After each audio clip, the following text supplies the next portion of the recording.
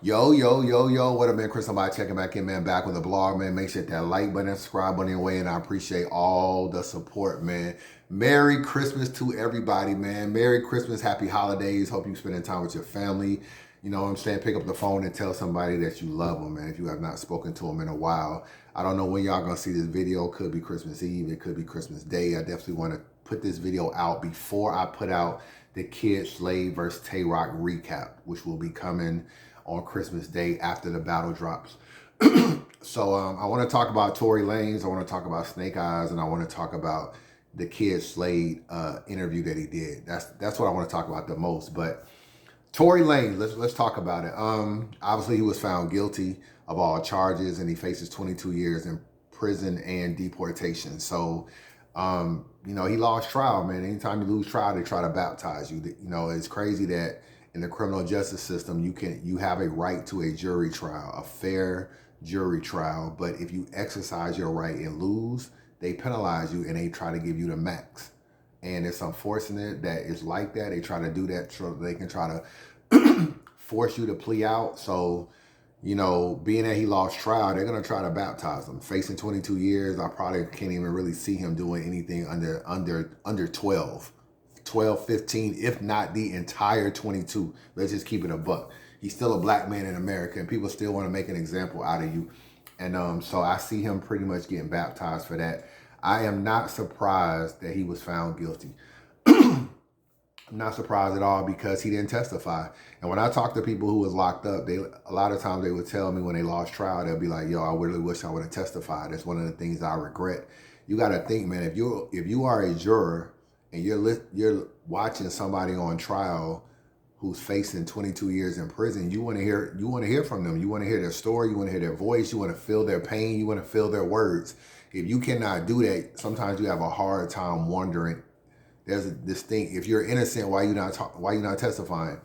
Now I know why lawyers advise you not to testify. The burden of proof is on the prosecution, and they feel like they got to prove you're guilty. You don't have to prove you're innocent. But let's be real. In America, bro, especially for minorities and the way this messed up criminal system is, you got to almost prove you're innocent more so than they got to prove you guilty. It shouldn't be that way, but it feels that way. And if you think about it, it's Tory Lanez, Megan Thee Stallion, another female, and I think the driver. So if Tory Lanez would have got on the stand and said, I didn't do it, he was going to have to finger point somebody. He was going to have to say, I didn't do it, this person did it. Or I didn't do it, she did it. And maybe that's one reason why he didn't testify. Another reason could be is that when you do testify, they're able to use the negative things against you. They're able to use your criminal record. They're able to use the August Alsina incident. Like, they can use those things through not so much cross-examination, but when they're like doing a direct examination of you on that witness stand, they can bring these incidents up. And you have to speak on it. And all these things are used to kind of hurt your character. One way you can get around not talking about August Alsina or not talking about previous gun charges or not talking about certain stuff is to not take the stand. If you don't take the stand, you're kind of protected to some degree on some of the stuff that the prosecution can use against you to affect your character. And that's why a lot of times people with criminal records, they try to tell them don't testify. Because if you testify, they can bring up all of your criminal past and paint a bad picture to the juror. So he decided not to do it, and I'm not surprised at the outcome. So I feel like his career now is over with because he's going to probably end up doing 85% of whatever time he has. And his career is pretty much over with, you know what I'm saying? So looking at that, get deported, it's going to be hard for him to even get back in the country. You know what I'm saying? Hard for him to even get back over to the United States, get a passport, all that kind of stuff to even make it back over here. So it's pretty much a wrap. A lot of people felt a lot of ways about this case before they even heard any of the evidence. And that's just the way we are in America, which brings me to the SnakeEyez situation. I'm pretty much disgusted with the way SnakeEyez and Roc Lee was handled. I feel like, you know, if you listen to me when I talked about it, I told you I don't have a horse in the race. I don't care about it. It's he say, she say. She gonna say he did this and he gonna say he didn't do it, and we never know the truth. And that's basically what happened. The way the R word was floating around with him, I thought was disrespectful to him. There was battle rappers that was basically, throwing him under the bus and saying that he did this and did that. People like Lady Caution, people like J2, who I got zero respect for in this culture. I feel like he's an F-boy at the end of the day, and I don't even really know why he's around. He ain't really beat nobody in battle rap to be running his mouth talking like he's some big dog. You know what I'm saying? And I kind of vouch for him. When Hitman was calling me, asking me who should be in the house, J2 or somebody, I was like, yo, you can put him in here. It's good for TV because it's good to have a LGBTQ kind of person in the house. And I wish I would have never done none of that stuff because he didn't show his colors in the last couple months. And I don't rock with him at all. And he ain't beat nobody. He beat Prestavia this year, and that's it. You know what I'm saying? Like he didn't win the Hitman joint. He ain't done nothing. He lost a Truffaut in the tournament. Like, he ain't done nothing in this culture, bro, to be running around here acting like he holds some weight and he can determine what happens in this culture and who does what. And he's in spaces like people are actually giving this weirdo nigga a voice. You know what I'm saying? And I don't get it. So he was throwing SnakeEyez under the bus and then in the same breath saying he was asleep and didn't know what happened until he woke up. And it's just like, bro, you wasn't even there. I mean, you was there, but you was asleep. So why you got such an opinion? And it was a lot of that going on. And at the end of the day, man, I think it's safe to say SnakeEyez was just drunk. He was trying to holler at a girl. Could he have been a little bit aggressive with the hollering? Yeah, but it turned into a verbal. I think once he wasn't getting anywhere, he did kind of curse her out a little bit. And so, yeah, you could say it was disrespectful, but to say you were sexually harassed, I think is a little over the top to keep it real with you. And I just feel like y'all had that altercation. Had that situation. He eventually fought Bad News and he apologized and y'all voted to keep him in the house. You, Rock Lee, voted to keep SnakeEyez in the house. The only person that voted for him to leave was Bad News. So you voted him to be in the house. Then he eventually gets loses in the tournament and has to leave the mansion in the first place, and you were sad that he left. So he does a battle with Bad News, puts Rock Lee in the bar about her sleeping around or whatever. She gets mad, and then when the fight comes out, she decides that she wants to do a sit down in front of the camera and explain that SnakeEyez sexually harassed her, try to make it seem like he's some creep dude or something. And it was just over the top, and it was more so about her being upset about her being in a battle rap bar. So, I mean, it was just whack, man. And at the end of the day, all this happened, and what happened? It swept under the rug. Rock Lee goes about her business, just like Kiki went about her business, just like the Two Doors Down chick went about her business. All these things are said on people. There's no accountability, no nothing, and people just move on. And the other people are the ones left to deal with it, and that's just what goes on. It's not really fair. It's not really right. But this country, this battle rap stuff is y'all have an opinion about a lot of things that y'all know very little about, and opinion is too strong. That's why I didn't have an opinion on this. I already knew SnakeEyez wasn't going to be like it didn't happen, and I knew she was going to be like it did, and we was just never going to find out. And sometimes when I see the way y'all act at certain stuff, it's scary, bro, because y'all got to realize y'all make up a jury pool. Every one of y'all watching this video, if you have ever voted, then you are eligible to serve on a jury. And if that's the case, then you serve on a jury pool. So that means that there's people in the comments section, when she first did her interview, people were saying SnakeEyez looks like the type that'll do this. Looks like the type. What did that look like? What does SnakeEyez look like? He look like a regular street dude to me. He don't look like nothing to me. But people will say that. Then if they ever was to pick you for a jury and SnakeEyez and this chick happen to be at a trial, you will go into that jury with a preconceived notion that SnakeEyez is guilty. And that's not right. You got to understand, you have a responsibility if you ever become a juror to be fair. You can't look at a murder, a rape, robbery. You can't go in there and be like, oh, I just believe the victim, or I just believe this, or I believe that, or yeah, he shot him. You got to go in there with an open mind and just be willing to listen to everything and listen to all the evidence. It doesn't happen enough, and that's why it's very hard to beat trial, because people already, have these preconceived notions of what happened. You see it all the time, bro. You see it all the time. It happened with the Megan Thee Stallion and Tory Lanez situation. People got an opinion. 1 minute, oh, everybody's on Megan's side. The next minute, oh, when they couldn't find any gunpowder residue on the gun, everybody was on Tory's side. And it just, the pendulum just keeps swinging. And that's because people don't have a hard time. First of all, they just, I don't know, bro. They just don't know how to just keep an open mind. They don't know how to just not have an opinion. You can think about something or you can feel this certain way. It just doesn't need to be so strong because honestly, you just do not know.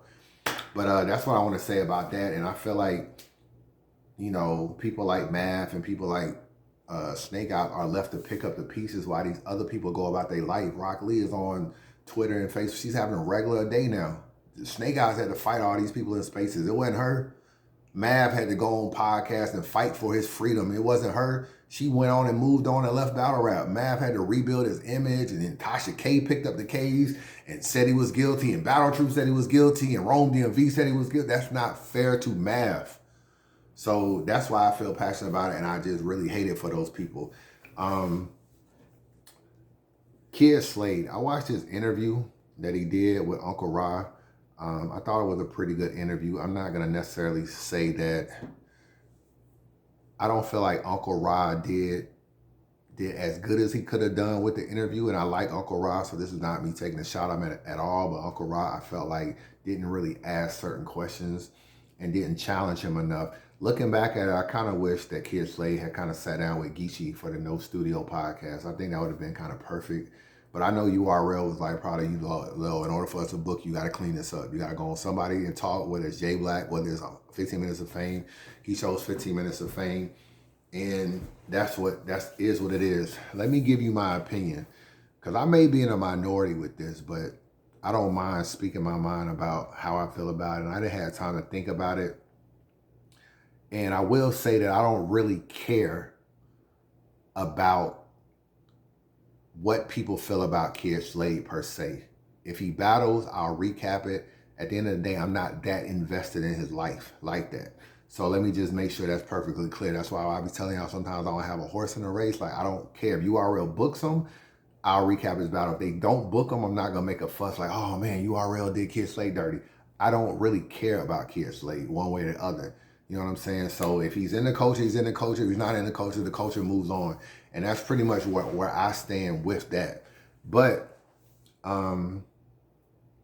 this is what I want to say about Tay Roc, because y'all going to see the battle on Christmas Day. And I was able to see the unedited version of this battle. And, you know, it's definitely a wild battle. Like, there's a lot of cursing. There's a lot of stopping. There's a lot of this smack is telling Tay Roc, like, yo, just, you know, you're a professional. Just get through your material.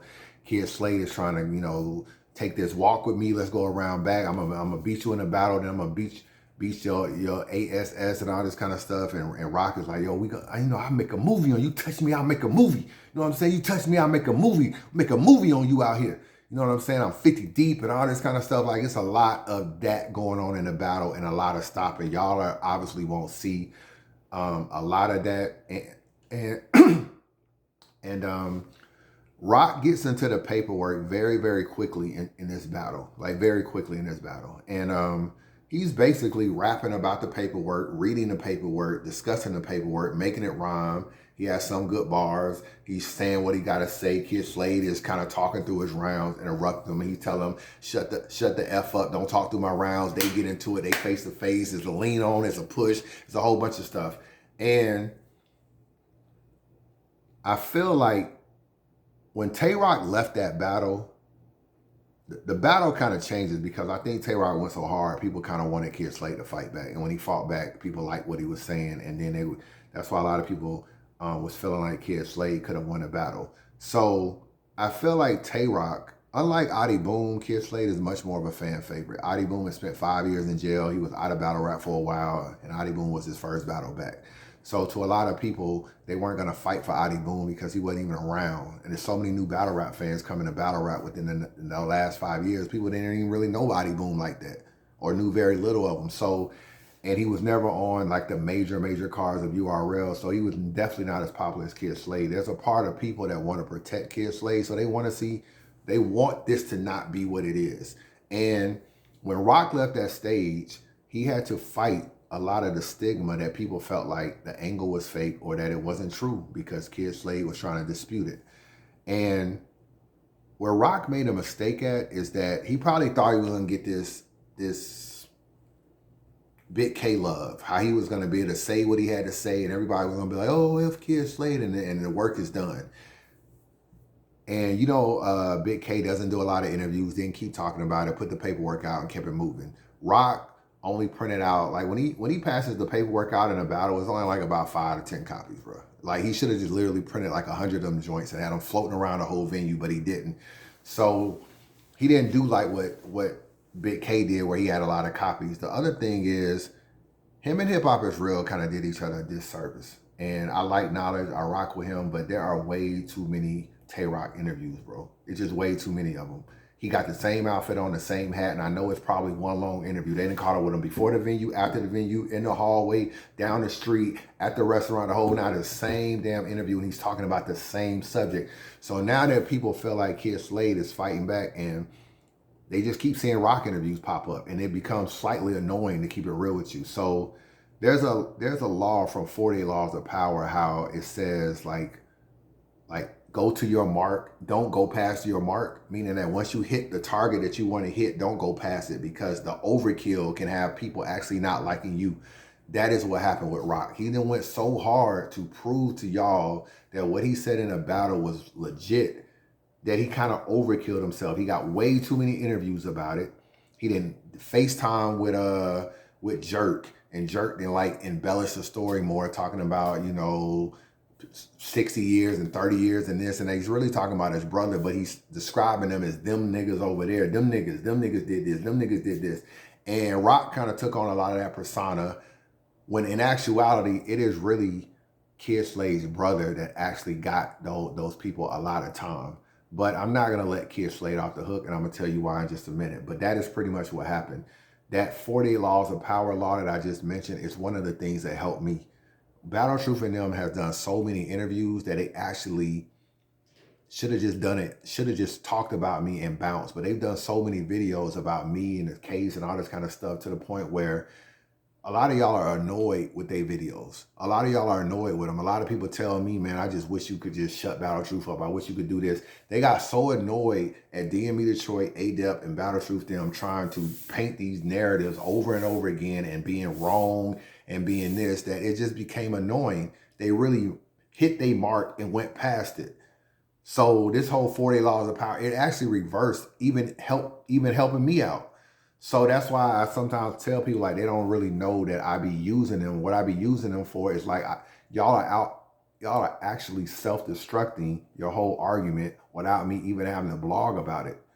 Because a lot of stuff that y'all say just don't be true. They said I was going to trial. I ain't been to trial. They didn't gave y'all they gave y'all October 24th and November 7th and December 17th as trial dates.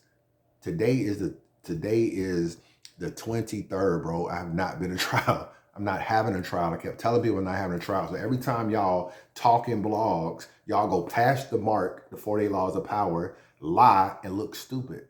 So that's pretty much what happened with that. So I feel like Roc did too many interviews, and it just hurt him. So did Kyd Slade testify and get anybody any time? No. You know what I'm saying? He didn't get anybody any time. But I do feel like he spoke too much, and I do feel like he broke code. If I'm keeping it real with you, I feel like that. I had to go back and really think about this, because there's some things in his interview I don't agree with. First of all, he said that he didn't know his brother was telling. But then at the same time, he said he was raised by his brother. I have a hard time believing that your brother is getting people 60 and 30 and 10 years and you don't know nothing about it. Like, I'm not buying that. So that's one thing that I personally don't agree with, or didn't feel like was truthful. He said that he was subpoenaed to come to court and testify. And he said that, you know, he was wondering what it was about. He thought it was something good. He was going to get out of jail. He talked to some OGs in the thing, and they said, yo, just go in there and don't say nothing, and it should be okay. This is not nothing really major. And what happened is this situation between his brother and the other guy, Ape or whatever, and that bottle happened in 2009. They brought Kyd Slade to court in 2013. 4 years later, they brought him to court to talk about this after he was already arrested. They subpoenaed him to court.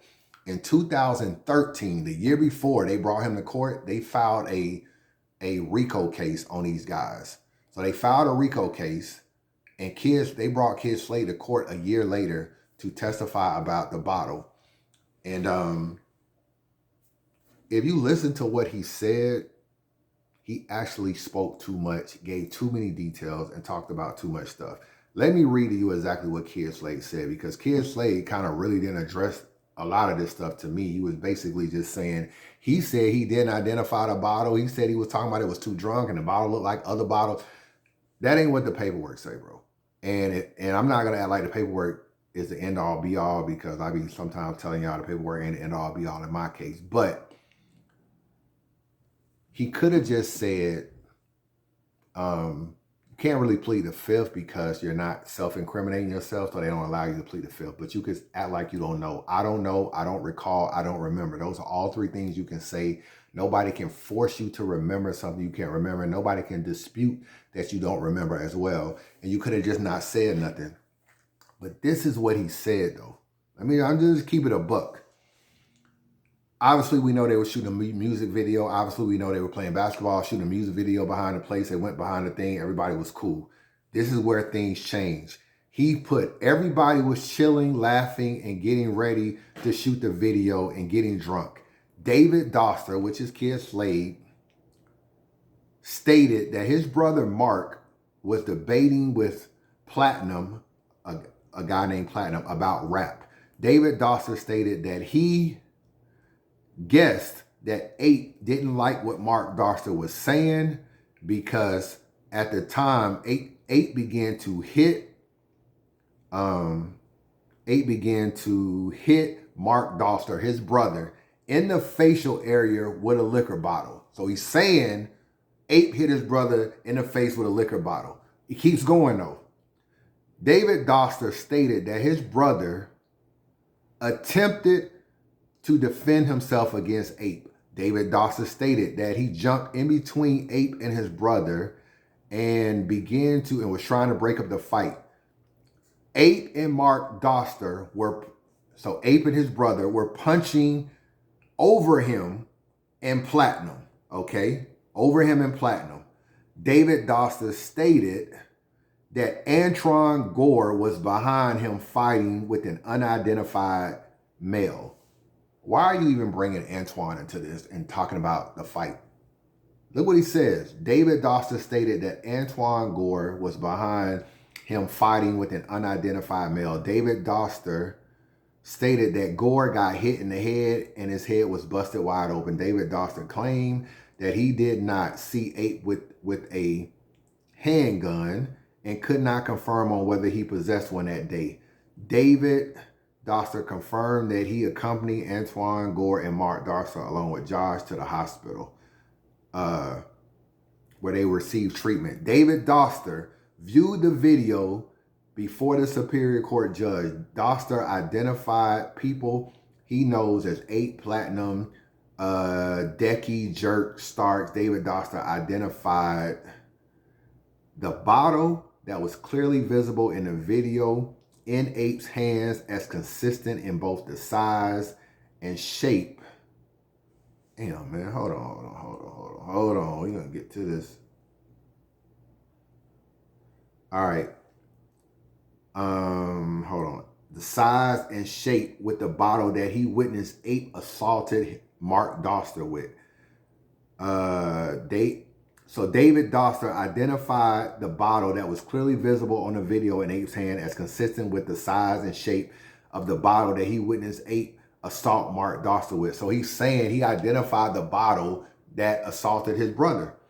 Okay, David Doster said the following day of the assault, he did not return to Bedford after the arrest or whatever. So that was pretty much it. First of all, I've seen people get beat up for less in jail, bro. I've seen them get beat up for less. Like right now, as Gunna and all of these other people are taking pleas, what people are saying is that they're snitching. You know what I'm saying? Now, we heard Gunna snitch. We heard Gunna talk about, YSL is a gang and he was in a car with Thug and the gun wasn't his or the drugs wasn't his. The other people, we don't really know what they said. All these other people, there's been about 4 or 5 people let out of jail on plea deals. We don't know what they said, but the public has labeled them a snitch. When you are in jail, if you are somebody that is on a case with someone else and you take a plea and they're trying to go forward, they feel like in order for you to take a plea, you must have snitched. You must have said something. You must have told something. You become a plate. They try to beat you up, all kind of stuff. You're trying to put you on witness protection and all kind of stuff, man. So you are food in that jail. Kites are going around and people are trying to get you hemmed up because they feel like you are talking. And there are no levels to snitching, bro. There are no levels to telling. I hear all this, oh, he kind of told, but he didn't tell. That don't really make no sense. There ain't no such thing as that. There's no such thing as he's not really a rat, he's a gerbil. That don't happen. There's not really a rat, he's a hamster. I'm seeing that don't really make sense. And also, I don't feel like you can only tell if it leads people to jail time. That doesn't make any sense, bro. Basically, what y'all are saying is it's okay to talk to police. It's okay to corroborate. A lot of what Kyd Slade was saying was, well, how could I be snitching? They already knew who was in the video. I'm just confirming who was in the video. They already knew who was in the video.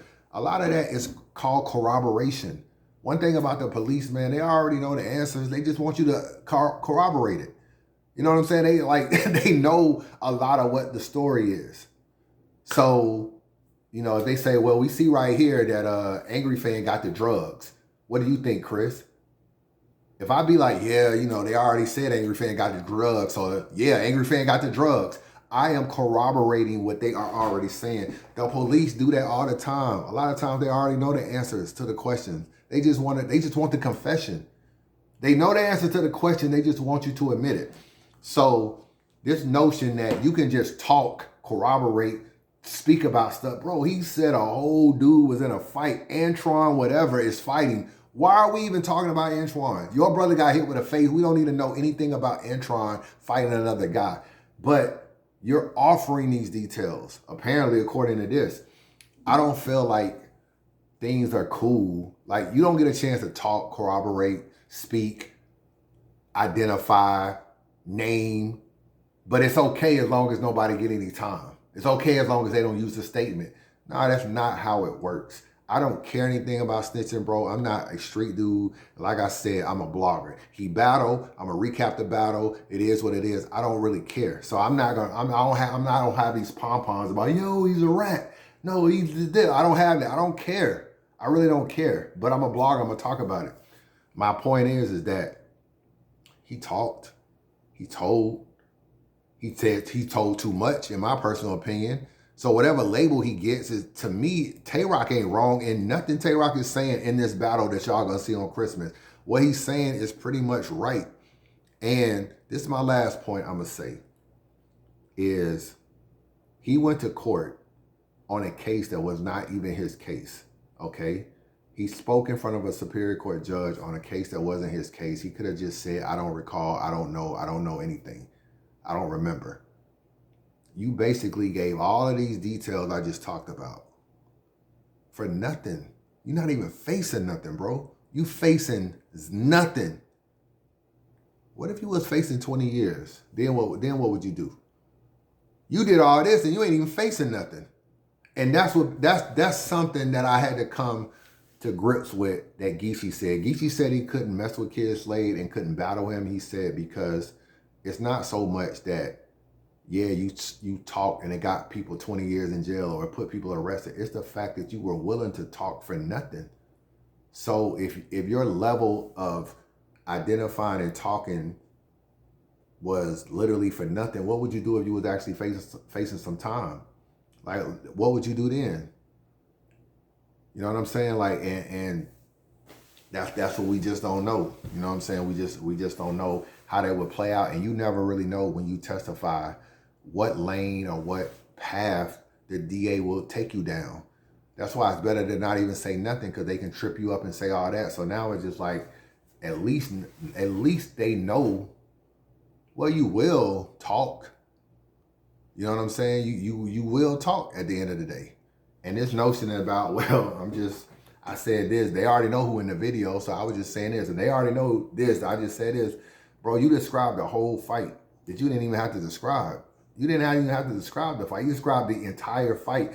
And yeah, it don't mean nothing, but it's like, this is what Tay Roc talked about in a battle. He talked about all of this, all of the green stuff is what he discussed in a battle.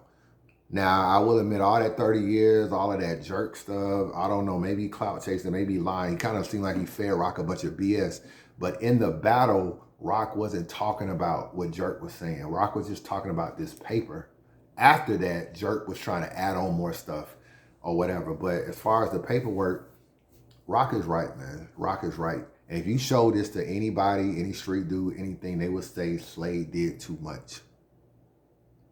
Did he do like whole rat stuff? Maybe not. Maybe he did gerbil stuff. Maybe he did hamster stuff. It would be too much stuff, and people would be looking at him with the side eye and not want to rock with him no more. If he was in jail, niggas would be trying to beat him up over the same stuff. That's a fact. That's what I wish Uncle Ra would have said. Uncle Ra would have said, yo, if you was in jail and you had these stated words and testified and stated behind all of these statements, what do you think happened to you in jail? You think, bro, it is beat ass. It is whip ass, ask questions later, not the other way around. They don't ask questions and then whip ass. They whip ass and ask questions later. Slade wouldn't even be able to survive with this stuff going on with him in jail. They wouldn't be caring. You think they would be trying to sort out whether or not what you told was enough? Nah, they're gonna be like, bro, you took the stand and volunteered information that you did not have to volunteer. So yeah, he talked too much. I ain't gonna OD. I don't know if it makes you a rat, but it don't make you nobody that I would trust if I was doing some street stuff with. I just don't. I just feel like either you were protecting your brother, who's also a rat, or you was just saving yourself. One way or the other. So that's my thoughts on it. It may not be a popular opinion. I realize that Slade is liked. People like him. He's undefeated on the app. He does his thing. He has a good battle. He definitely, did pretty good in a battle versus Tay. He did pretty good. It wasn't his best battle. He did pretty good though. And there's a good chance the majority of y'all gonna feel like he won the battle. So, but Roc ain't wrong, bro. Roc ain't wrong with what he's saying in the battle. Now that jerk stuff, true, but bro, the paperwork is right here. He told Uncle Ra he did not identify the bottle. The paperwork says differently. This whole green says differently, bro. So I don't know. And that's why I wish Uncle Ra would have challenged that thing, but he didn't. He let Slade say answers and just move on. Slade answers and moved on to another subject. It says right here he identified the bottle. And I feel like that's too much. That's too much, bro. That's too much. I ain't even know straight. That's just too much at the end of the day. So that's just my thoughts. Chris, I'm biased, man. Merry Christmas, everybody, man. Holla at your boy.